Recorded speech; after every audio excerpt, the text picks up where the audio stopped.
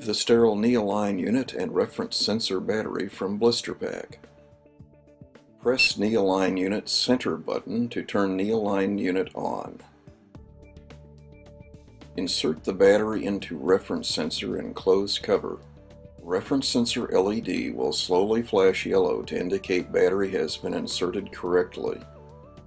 The KneeAlign unit will move to the next screen when the reference sensor is found. The KneeAlign unit should now display a serial number that corresponds to the number on the front of the reference sensor being used. If it does, push the button on the KneeAlign unit for yes.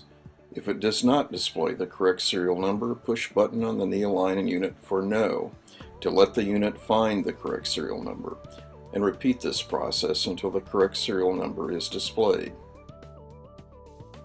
Attach the mounting bracket to KneeAlign unit and attach the reference sensor facing backwards on the back of the bracket.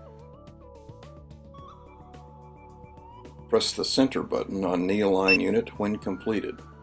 Position the KneeAlign unit horizontally on the OR table with the bubble in the green zone until the KneeAlign unit beeps and automatically proceeds to the next screen.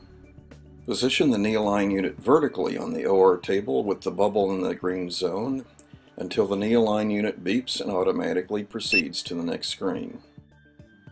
Position the KneeAlign unit in an angled position on the OR table with the bubble in the green zone until the KneeAlign unit beeps and automatically proceeds to the next screen. Attach the KneeAlign cutting block to the femoral jig as follows. Position the microblock guide rod into its maximum distal and anterior position, locking guide rod in place by sliding the gold latch. Slide the cutting block onto the jig guide rod in distal direction until cutting block locks into place. Once assembled, ensure the femoral jig is in neutral position.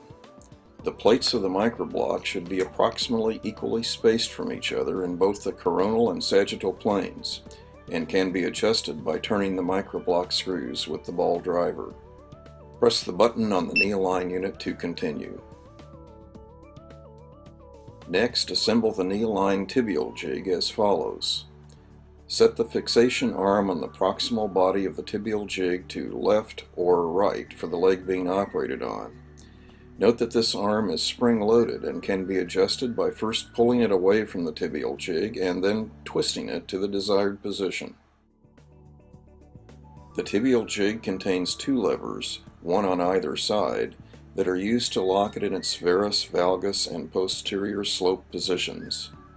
Ensure that the tibial jig is locked in neutral position, varus, valgus, and posterior slope, with all three bars of the jig flush and in line with each other.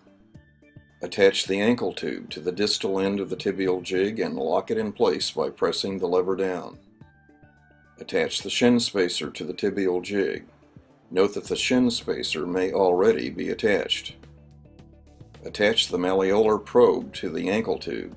Only use the curved malleolar probe for extremely long or short tibias. Attach the midline probe to the proximal end of the tibial jig. The surgeon's use of the tibial jig will also require a calf strap, cutting block, and adjustable resection stylus. The tray will contain two cutting blocks, one labeled left and one labeled right, for the leg being operated on. Also remove the pin driver, 3 headed pins and 3 headless pins from the tray, which will be used for pinning both the femoral and tibial instruments. Press the center button on the KneeAlign unit when the tibial jig assembly is completed. Next, press the button on the KneeAlign unit to select L left or R right for the leg being operated on. Finally, press the button on KneeAlign unit to select tibia or femur for the bone being operated on first. The KneeAlign system is now ready for use in surgery.